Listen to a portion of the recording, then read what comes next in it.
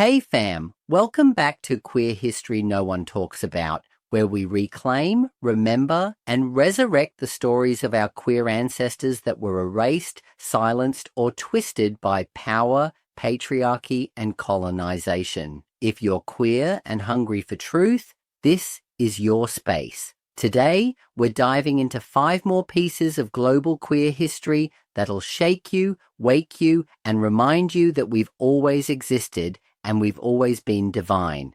Don't forget to like, subscribe, and drop a comment below telling me which story hits you hardest. Let's get into it. The sacred gay shamans of pre-colonial Philippines, Asog and Biogen, long before Spain colonized the Philippines and imposed Catholic rule, queer people were revered. The Asog, pronounced Sog, and Biogen were spiritual leaders, healers, and sometimes warriors, often assigned male at birth, but living as women or embodying a feminine spirit. They led rituals, connected with deities, and were respected in their tribes. Their queerness wasn't a side note, it was the source of their power. But then came colonization. Spanish missionaries branded them as demonic. Their sacred roles were criminalized, their existence rewritten as sin, and yet, in whispers of oral tradition, in quiet ceremonies, in the soft power of Filipino queer culture today, they live on. This isn't just history, this is queer resistance encoded in ancestry. Queer poetry of Al-Andalus, Muslim Spain. Let's travel to medieval Spain, specifically the 10th to 13th centuries, where Al-Andalus, a Muslim-ruled region, became a beacon of culture, poetry, and same-sex love. Yes, queer love poems were celebrated in royal courts.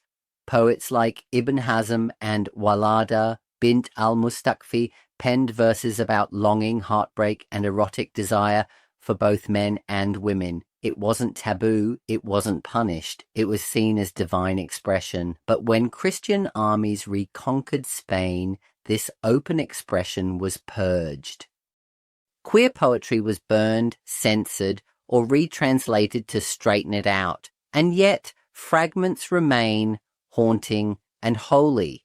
Proof that queerness lived at the center of cultural brilliance.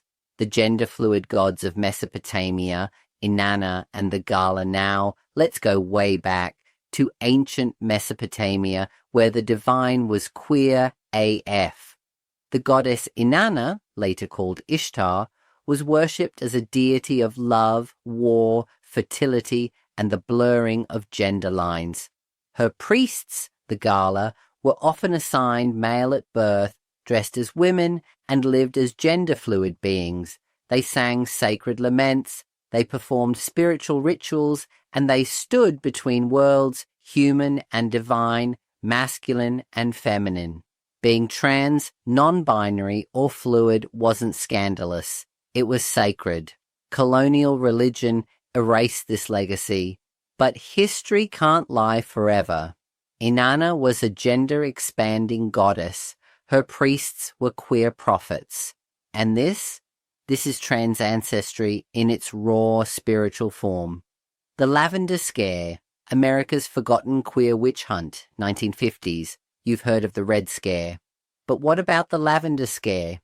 In the 1950s, while McCarthyism was hunting communists, queer people were being quietly purged from government jobs across the US under the claim that homosexuality made them security risks. No trials, no headlines, just fear and firing. Thousands of LGBTQ plus people lost their jobs. Many lost their homes. Some lost their lives. They were followed, outed, bullied into silence. It wasn't until decades later that this was even acknowledged, and still, it's barely taught. This is part of why queer people fight so hard for rights. Because we've been here before. We've lived through witch hunts that had nothing to do with magic and everything to do with control. The trans weavers of the Muxe community, Oaxaca, Mexico. Let's finish with one of the most beautiful living examples of queer resilience, the Muxe, pronounced Muxe, of Oaxaca, Mexico. The Muxe are part of the Zapotec culture and are often people assigned male at birth who live as women or in gender-diverse roles. But they're not trans women by Western definitions. They are Muxe, a third gender, a sacred role. Muxe people are celebrated as weavers, artists, healers, and spiritual leaders. They are deeply rooted in the culture of Juchitan, where queerness is not only accepted, it's integral. Their visibility challenges everything the West tried to enforce: binary gender, rigid roles, erasure of spirit. And even though modern Mexico still battles transphobia, the Muxe continue to shine, a powerful symbol of decolonial gender freedom. So what do these 5 stories have in common?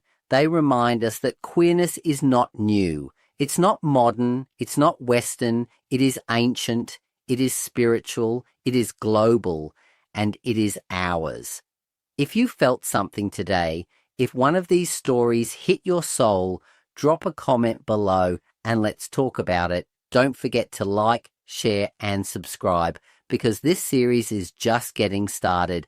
Until next time, stay sacred, stay fierce, and stay unapologetically queer.